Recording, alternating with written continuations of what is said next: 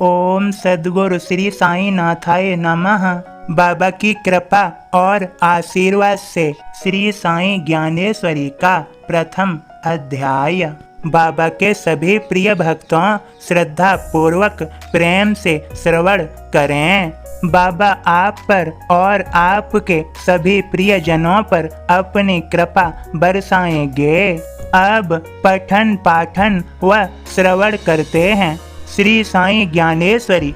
नाना साहेब चांदोरकर सद्गुरु श्री साईं के शरणागत होकर कहते हैं, शास्त्रों में संसार का वर्णन है, संसार निस्सार है, ऐसा कहा गया है। यहाँ प्रपंच माया रूपी श्रृंखलाएं हैं। हे दीन बंधो, ऐसे शीघ्र तोड़ें। यहाँ जो भी सुख की तलाश करता है उसे कदम कदम पर दुख ही मिलते हैं। सुख की आस में मैं जगह जगह डोलता फिरता हूँ, पर हर ठाव पर मुझे दुख ही मिलता है। मैंने संसार में देख लिया, यहाँ सुख लेस मात्र का नहीं है। यहाँ चारों ओर कांटे ही कांटे व्याप्त हैं। मैं इन कांटों से संबंध नहीं जोड़ना चाहता। नाना के ऐसे नेक वचन सुनकर श्री साईं हंसने लगे और बोले, मोह को दूर करने वाले ज्ञान को जान। क्यों नहीं तू इस ज्ञान को अपने अंदर उंडेलता है। तुमने सत्य का अनुभव करके ठीक ही कहा कि परिताप का और छोर नहीं। सुख तो जरा सा है, जब तक देह रहेगी तब तक दुख आते रहेंगे। दुख संसार में गहराई तक बैठा हुआ है, इससे कोई भी नहीं बच सकता। फिर भला तुम इससे कैसे बच सकते हो। यह नए नए रूप धर कर प्रताड़ित करता है। मैं भी इससे नहीं बच सकता। संसार में दुख अनेक रूपों में व्याप्त है। तुम्हारे साथ यह किसी रूप में है, मेरे साथ किसी रूप में। यह तू देख ही रहा है। देहधारियों पर यह चोट करता है। संसार में सभी को यह प्रभावित करता है। काम मोह मद मत्सर ये सब एक दूसरे से परस्पर जुड़े हैं। ये हमारे सांसारिक जीवन में संबंध स्थापित करते हैं। ये हर जगह व्याप्त हैं और हमें अपना उत्तम शिष्य बना लेते हैं। तरल पदार्थ की तरह ये काम क्रोध आदि बह रहे हैं। हमारे कान इन्हें ध्वनि के रूप में ग्रहण करते हैं। जीभ इनका रसना के रूप में सेवन करती है। इसके तरल जल पर संसार की नाव चल रही है। हमारा मन जो जो कार्य व्यापार करता है उसी और सांसारिक जीवन की नाव का संचार होता है। शरीर भी उसी के अनुसार गति करता है। कहते हैं कि संसार में वह काम क्रोध मद लोभ आदि अनेक रूपों में व्याप्त है।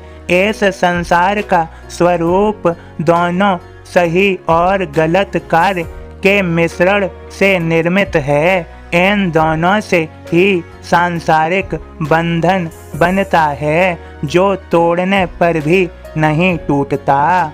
पत्नी पुत्र पुत्री आदि रिश्ते अवश्य ही तुम्हारे सांसारिक जीवन में हैं। तुम न केवल रिश्तों को निभा रहे होगे, बल्कि रिश्तों के निर्वाह में कठिनाई का भी अनुभव करते होगे। पत्नी पुत्र कन्या भाई भांजे भतीजे मित्र इनसे कष्ट भी मिलता होगा। इनमें बंधने के बाद इस संसार से मुक्त नहीं हो सकते। सद्गुरु श्री साईं के इन वचनों को सुनकर चांदोरकर कहते हैं, मैं संसार समेटना चाहता हूँ। इसके अतिरिक्त और कोई मेरी इच्छा नहीं। इस फैले हुए संसार को समेटें, क्योंकि इसमें तरह तरह के दुख हैं। अब तक मेरा संसार निर्धारित था, ईश्वर की व्यवस्था के अंतर्गत निर्मित एवं संचालित था। यहाँ किसी का उपाय नहीं चलता, सभी ने संसार फैला रखा है। फैले संसार को समेटना ही एकमात्र विकल्प है। आप इस कार्य में मेरी सहायता करें। श्री साईं ने हंस कर कहा, अपनी यह स्थिति तुमने खुद ही निर्मित की है। अपनी इच्छानुसार चलकर अब तुम इस मुकाम तक पहुँचे हो। अब कष्ट क्यों हो रहा है? पूर्व जन्मों के संचित कर्म, उसके अनुसार निर्मित प्रारब्ध का फल यह देह है। प्रारब्ध के अनुसार ही यह शरीर बनता है।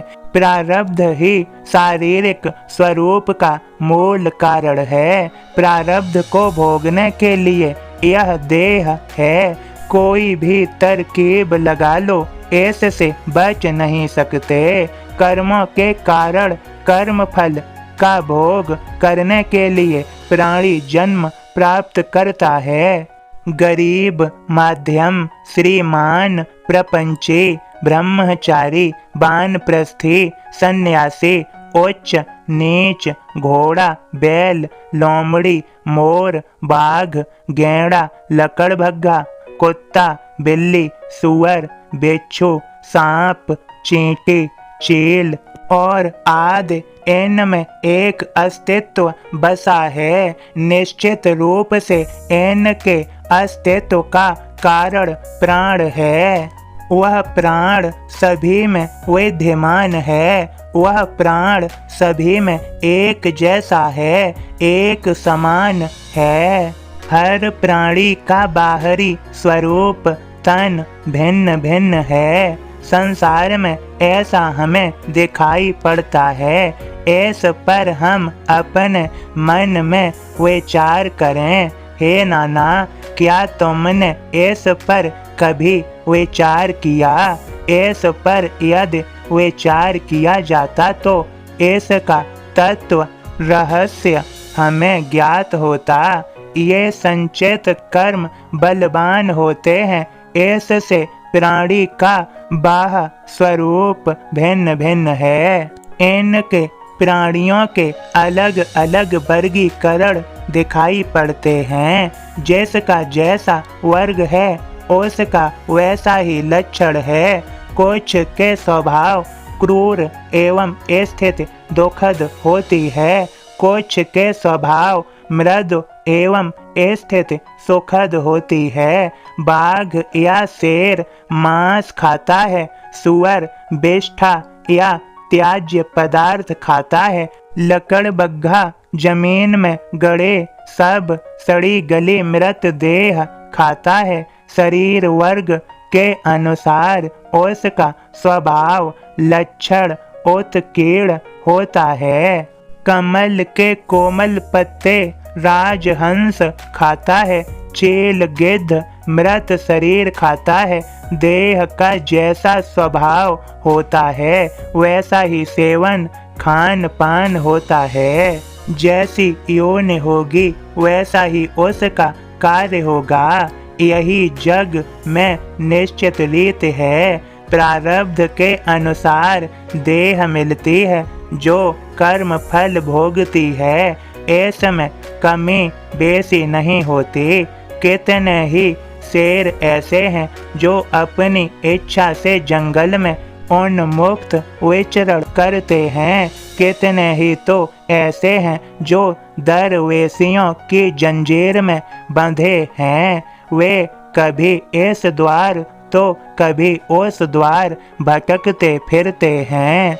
धनवान लोगों के पालतू कुत्ते मुलायम गद्दों पर बैठते हैं। कितने ही तो गलियों में भटकते हैं और रोटी के टुकड़ों के लिए पिटते हैं। कई गायों को खाने के लिए घास और दाना मिलता है, कई को पेड़ की पत्तियां चबानी पड़ती हैं, कई को तिनका भी नहीं मिलता, कई कूड़े कचरे के ढेर पर जूठी पत्तलें चाटती हैं।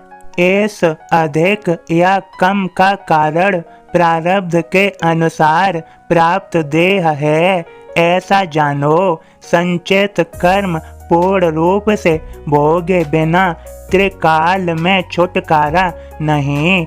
उसके न्याय के कारण ही इंसानों में एक गरीब है तो एक श्रीमंत संपन्न है, एक भाग्यशाली है तो दूसरा अभागा अनाथ है, एक ऐसा भी है जिसे भिक्षा मांग कर खाना पड़ता है। एक के पास तेज गति से चलने के लिए घोड़ा गाड़ी है, एक के पास रहने के लिए आलीशान महल है, एक जाड़े की रात में पर्याप्त कपड़ों के बिना सो नहीं पाता, एक कपड़े न होने के कारण निर्वस्त्र ही घूमता है।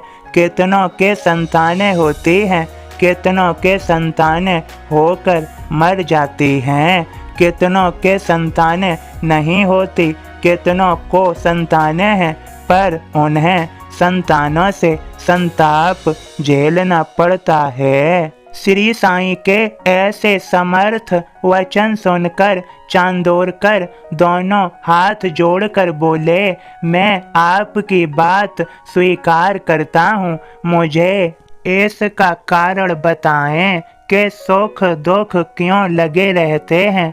प्रिय सम्मुख होता है तो खुशी होती है, जब दुख होता है हृदय फट जाता है, कभी सुख मिलता है कभी दुख मिलता है। संसार में एक क्षण ये तो दूसरे क्षण वो, ऐसा क्यों? ऐसा कहा गया है कि सुख दुख प्रपंच माया का व्यापार है, जो हर क्षण संसार में चलता है उसे त्यागने संसार छोड़ने से दुख मिट जाएगा। बाबा फिर तो कभी कोई बाधा जीवन में नहीं आएगी। शिष्य की बात सुनकर सद्गुरु श्री साईं ने सत्य वचन कहा, सुख और दुख तो भ्रांत माया का खेल है, यह सभी के जीवन पटल पर खेला जाता है। माया में जो सुख है उसके अनेक नए नए रूप हैं, जैसे तुम देख रहे हो। माया प्रपंच धोखा या भ्रम है, इसकी सख्त प्रबल है, फिर भी माया रूपी सुख को हम सत्य मान बैठते हैं। तय प्रारब्ध के अनुसार हर एक को देह प्राप्त है, कोई देहधारी पंचामृत पवित्र पदार्थ खाता है, कोई सूखी रोटी सामान्य पदार्थ खाता है, तो किसी को बासी एवं झूठन उच्छिष्ट पदार्थ खाने को मिलता है। जिन्हें बासी एवं झूठन खाने को मिलता है वे अपने आप को दुखी समझते हैं। धनी एवं सुखी लोगों को पंचामृत पवित्र पदार्थ मिलता है। वे कहते हैं कि हमें किसी वस्तु की कमी नहीं, मधुर पकवान खाओ या फिर वासी रोटी या उच्छिष्ट भोजन करो। ये दोनों ही साधन हैं जो जठराग्नि बुझाते पेट की भूख तृप्त करते हैं। जरीदार काम किए साल दो साले अनेक प्रकार के कपड़े किसी को प्राप्त हैं। कोई उससे शरीर को सज्जित करता है, कोई पेड़ की छाल से अपना तन ढकता है। साल दो साला या वृक्ष की छाल हो, सच पूछो तो दोनों का एक ही उद्देश्य है, दोनों तन की रक्षा करते हैं।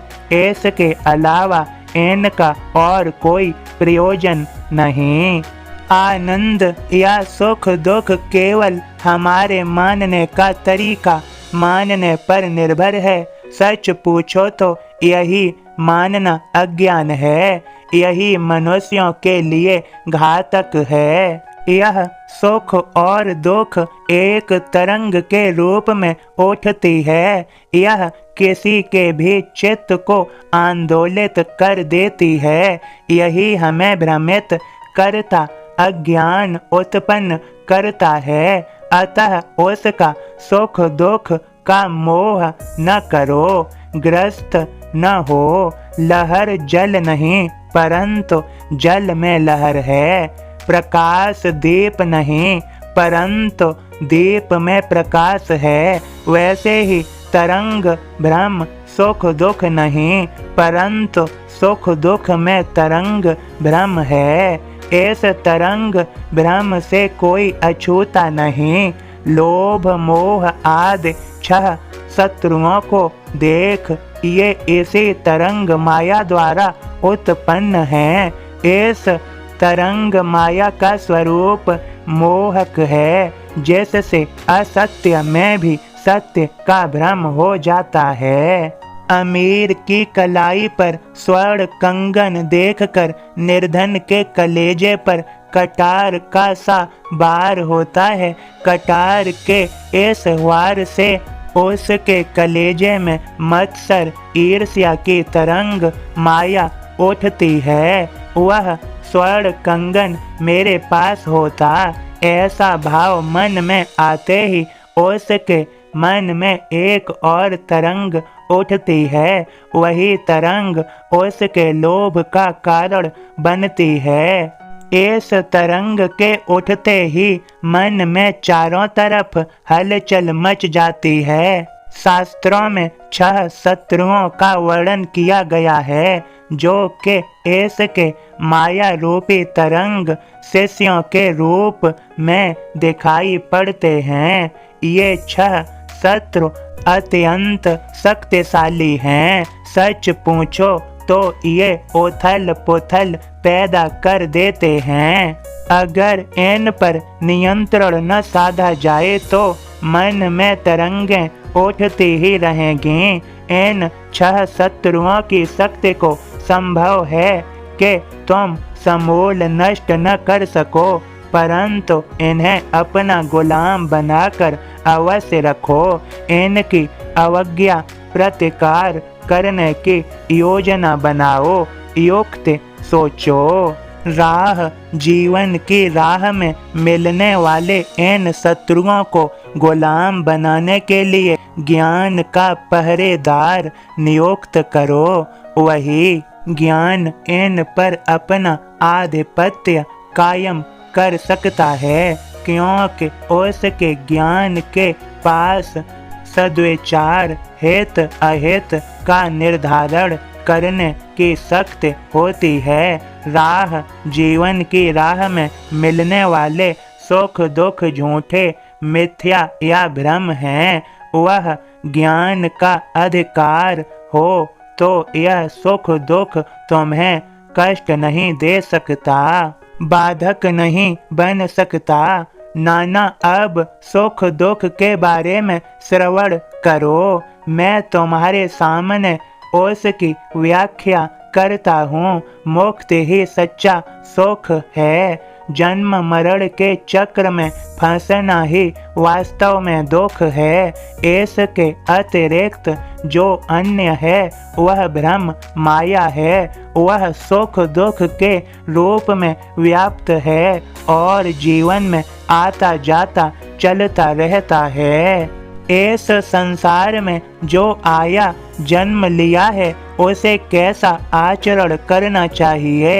हे नाना, मैं तुम्हें शास्त्र सम्मत उसी आचरण के बारे में सांगोपांग बता रहा हूँ। उसका तुम ध्यान पूर्वक श्रवण करो। प्रारब्ध के अनुसार हमें यह शरीर प्राप्त हुआ है, उसी के अनुसार हमारी स्थिति परिस्थिति है। इसका हमें संतोष होना चाहिए। जो हमें प्राप्त है उसमें हमें खुश रहना चाहिए। व्यथा चिंतन और बेकार की छटपटाहट कभी नहीं करनी चाहिए। प्रारब्ध के अनुसार घर धन संपत्ति आदि यदि तुम्हें प्राप्त हुई है तो तुम्हें अत्यंत विनम्र रहना चाहिए। फलों से आच्छादित हो जाने पर वृक्ष की शाखाएं झुक जाती हैं। नम्र होना अच्छा है, परंतु सभी के सामने नम्र बने रहना ठीक नहीं। दुष्ट एवं दुर्जन को पहचानो, संसार में इनकी परख करना आवश्यक है। दुष्ट एवं दुर्जन के सम्मुख धनी को नम्र नहीं होना चाहिए, अन्यथा वह तुमसे अनावश्यक फायदा उठाएगा।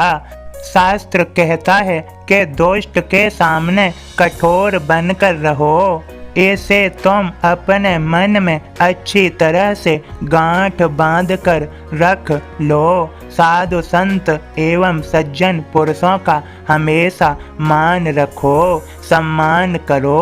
उनके सामने घास की तरह सदा विनम्र बने रहो। धन संपत्ति दोपहर की छाया के समान होती है, यह कब सिमट जाए, यह कब बिसरा कर चली जाए, इसके स्थायित्व का कोई भरोसा नहीं। अतः धन संपत्ति का अभिमान अपने शरीर पर हावी मत होने दो। संपत्ति के अहंकार में व्यथा ही किसी को परेशान मत करो। अपनी प्राप्त आमदनी को देखते हुए उसकी सीमा में कुछ खर्च दान धर्म के लिए करना चाहिए। आगूच एडवांस और कर्ज उधार लेकर दान धर्म के लिए उछाल सामर्थ्य से अधिक खर्च कभी मत करो।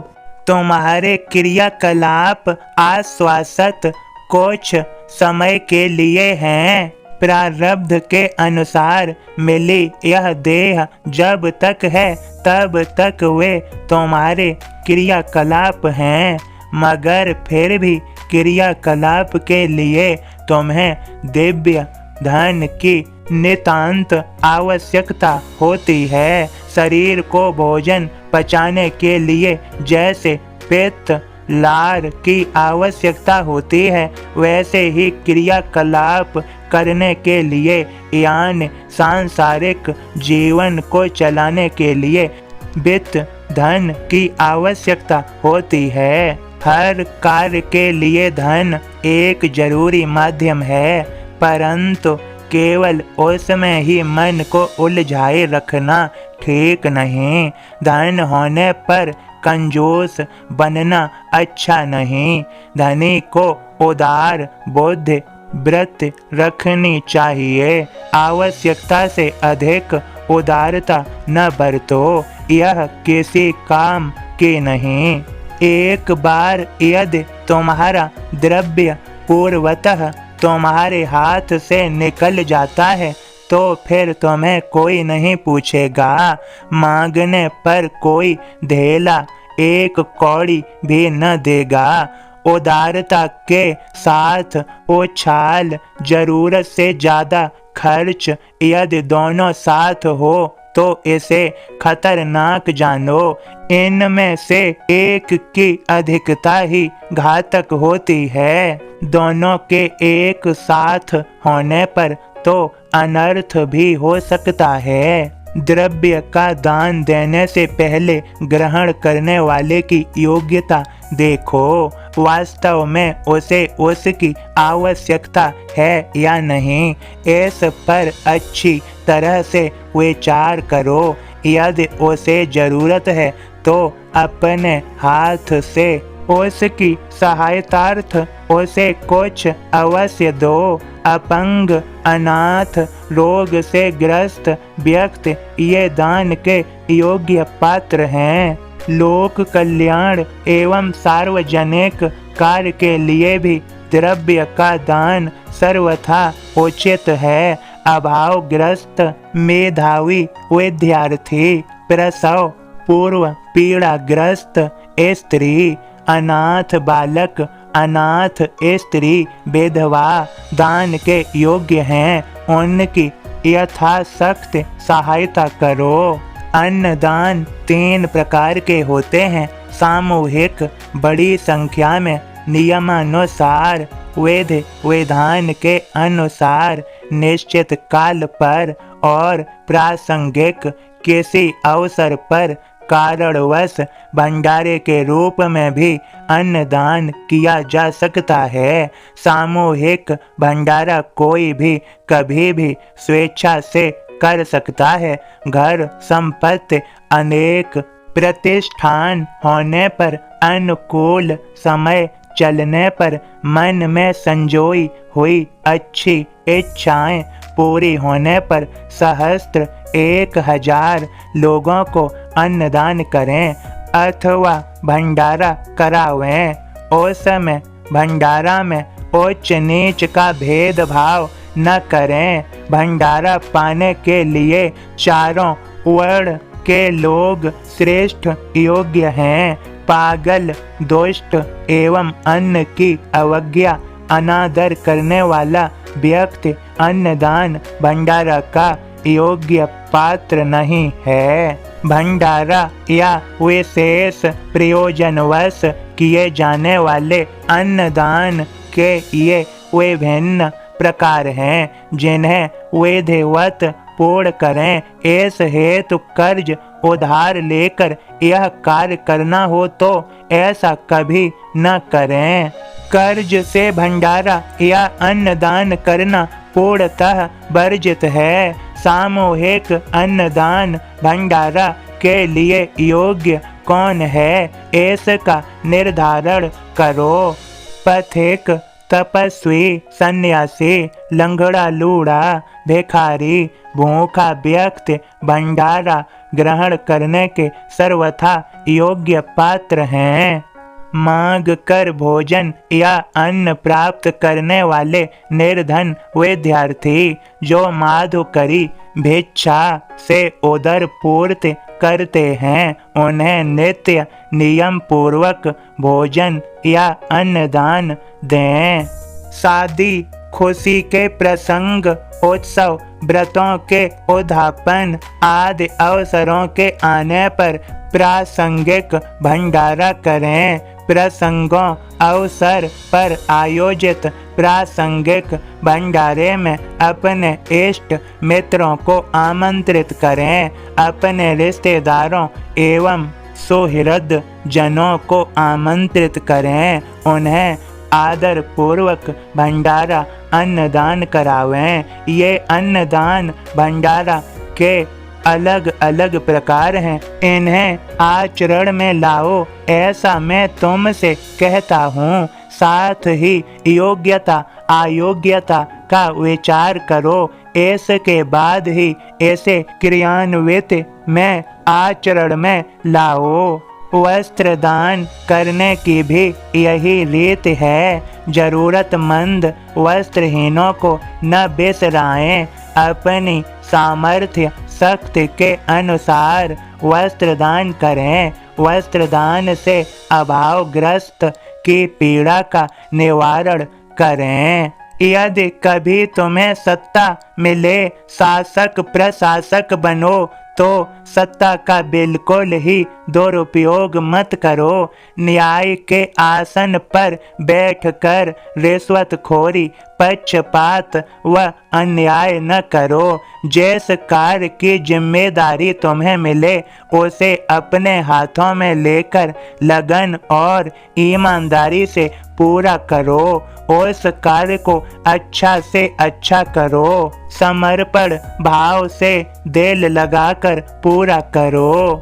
लोग बार बार नजरें गड़ा कर देखें, ऐसी पोशाक कपड़े न पहनो। वस्त्रों को पहनकर तुम में अहंकार की झलक आ जाए, ऐसे वस्त्रों की इच्छा न रखो, उन्हें न पहनो।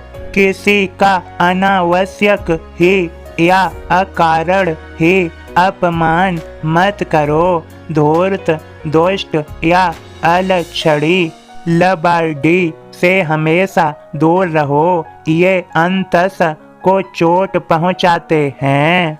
पुत्र पुत्रियां, दास दासियां, यहाँ तक कि तुम्हारा यह शरीर भी तुम्हें प्रारब्ध के अनुसार प्राप्त हुआ है। इनके साथ प्रेम पूर्ण व्यवहार बर्ताव करो। स्त्री पुत्र पुत्री रिश्ते नाते यहीं तक इसी जन्म तक तुम्हारे साथ हैं, यह जानो। मन में इनका अभिमान करने से जन्म मरण का कारण बंधन बनता है। यान इनसे संसार में आने जाने का क्रम लंबा होता जाता है। किसी को भी यह देह प्रारब्ध के अनुसार मिली है। संचित कर्मों को पूर्णतः समाप्त कर लेना चाहिए। इसी जन्म में उनका लेस मात्र भी शेष न रहना चाहिए, ताकि कर्मों के अंत के साथ जीवन मृत्यु के चक्र का भी अंत हो जाए। ऐसा न हो कि कुछ कर्म आखिरी समय तक रह जाएं और वे अगले जन्म में खींच जाएं, जिसके लिए फिर से जन्म लेना पड़े। इस जीवन का महत्व है हमारे रिश्ते नाते तो सिर्फ इसी जन्म में हमारे साथ हैं। संचित कर्मों को इसी जीवन में निश्चित ही समाप्त कर दो, इसे आगे न जाने दो। जैसे भी हो तुम इसी जन्म में यह प्रयास करो कि आगे बार बार जन्म न हो। वासना रिश्ते नातों का संबंध संसार के साथ तुम्हें बांधती है। इस बंधन से मुक्त होने का प्रयास करो।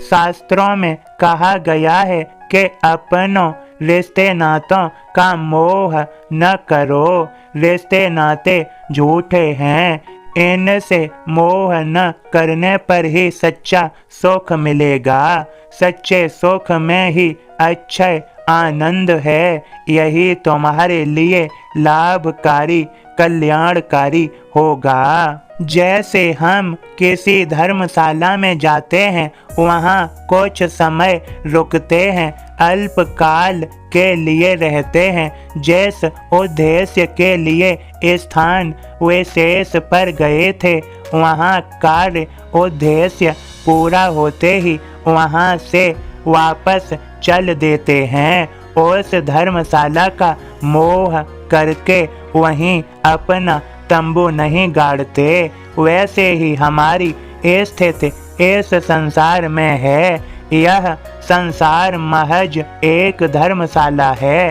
अतः इस धर्मशाला संसार के प्रति यात्री का हमारा मोह कैसा, इसका मोह ठीक नहीं। प्रत्येक व्यक्ति को अच्छा व्यवहार करना चाहिए, अपने कर्तव्यों का अच्छी तरह से पालन करना चाहिए। इसके साथ ही उसे ईश्वर को भी याद रखना चाहिए, जो ईश्वर सच्चिदानंद स्वरूप है, यानी जो सचमुच है और सभी के चित्त में आनंद की धारा के रूप में स्थित है।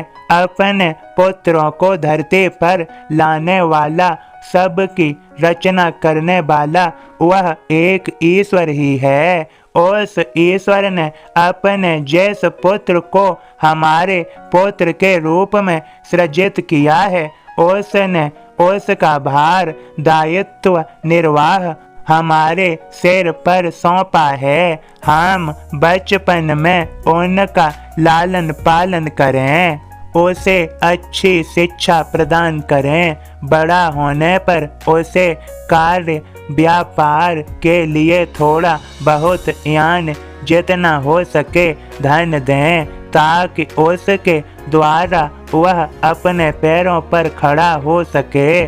पुत्रों के पालन पोषण में, उनको अच्छा शिक्षण देने में, उनको पांव पर खड़ा करने में आवश्यकतानुसार धन खर्च करो। परंतु उसका अभिमान कभी मत करो। तुम अपने पारिवारिक कर्तव्य का पालन करो, किए गए कार्य का श्रेय ईश्वर को दो। कार्य का जो फल हो उसे भी ईश्वर को समर्पित कर दो। कर्तव्य करते हुए भी स्वयं को निर्लिप्त रखो। अपने ज्ञान का उपयोग करो। अच्छे और बुरे लोगों को अच्छी तरह पहचानो। जो अच्छे लोग हैं उनके करीब रहो। बुरे लोगों से अपने को दूर रखो, उनसे दूरी बनाकर रहो। अच्छे कार्यों को अपने हाथ में लो, उन्हें अपने प्रयत्नों से सफल अंजाम दो। कीर्ति के रूप में कुछ रेखाएं खींचो, पीछे मत देखो, मंजिल के लिए राह पर चलते रहो। कार्य दायित्वों को अंगीकार करके उन्हें पूरा करो। दायित्वों के प्रति उदासीन मत बनो। पुरुषार्थ से ही पुरुष की पहचान होती है। चाहे कितने ही कार्य दायित्व आए, तुम उन्हें पूर्ण करो। अपने कार्यों को स्वाभिमान पूर्वक करो। उनके प्रति अपने मन में अभिमान प्रकट न होने दो। कार्यों की निष्पत्ति आने पर भी अपने में लीन रहो। मन में किसी प्रकार का गर्व पैदा हो तो उसे प्रश्रय मत दो। व्यक्ति जब तक अस्तित्व में है, यानी इंसान की जब तक यह जिंदगी है, तब तक अपने शरीर का भली भांति ध्यान रखो। मृत्यु घटित होगी, एक न एक दिन अवश्य आएगी। इसके लिए बेकार का शोक न करो। मृत्यु आएगी ही, उसका पहले से शोक क्या करना। इस संसार में किसी को वह नहीं छोड़ती। ज्ञानी लोग उसकी चिंता नहीं करते। जो मूर्ख हैं वे फिजूल का मातम मनाते हैं और पहले से ही छाती पीटना शुरू कर देते हैं। 5 पंच तत्वों से निर्मित यह शरीर उनसे पंच तत्वों से लिया गया कर्ज है। यह शरीर एक दिन पंच तत्व में ही समा जाता है, ऐसा निश्चित है। प्राण शक्ति को कर्ज का भुगतान करना पड़ता है। हवा हवा में मिल जाती है। अग्नि अर्थात तेज तेज में मिल जाता है। आप में चला जाता है, अर्थात जल जल में चला जाता है। सभी शरीर छोड़कर पंचभूत में समा जाते हैं। हमारा शरीर इस पृथ्वी पंच तत्व का ही अंश है। वह उसमें मिलकर एक न एक दिन समरूप होगा। यही इस शरीर का सत्य है। अतः इसका शोक करना उपयुक्त नहीं है। समझदार व्यक्ति के लिए यह शोक का विषय नहीं। ठीक इसी प्रकार से बच्चों के जन्म पर हर्ष नहीं करना चाहिए। मन को बांसों पर नहीं उछालना चाहिए। इस सृष्टि का जो नियम है, जो आता है वह जाता है, उसे भली भांति समझना चाहिए। तभी तुम्हारा मन हर स्थिति में प्रसन्न रह सकेगा। पृथ्वी बीज को धारण करती है। बादल उसे वर्षा का जल देते हैं। सूर्य उसे अपनी किरणें देता है। कुछ समय के बाद बीज अंकुरित होता है। बीज का जब जन्म होता है तो पृथ्वी, सूर्य और बादल उसे देखकर आनंद नहीं मनाते। वे 10 दिशाओं में नहीं नाचते। बीज से चाहे बड़ा वृक्ष बने या बीज अंकुरित होने के बाद मुरझा जाए, उसके लिए वे पृथ्वी, सूर्य और बादल न तो कभी अपने मन में हर्ष करते हैं और न कभी शोक प्रकट करते हैं। परिणाम के रूप में जीवन या मृत्यु कुछ भी सामने आए, वे हर स्थिति में अपने आप को अप्रभावित रखते हैं, समभाव रहते हैं। पृथ्वी, सूर्य और बादल की तरह हमें भी समभाव रहना चाहिए।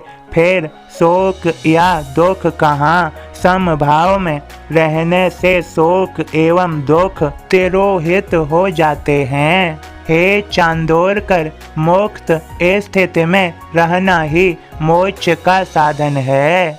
श्री सद्गुरु साईनाथार्पणमस्तु। शुभम भवतु।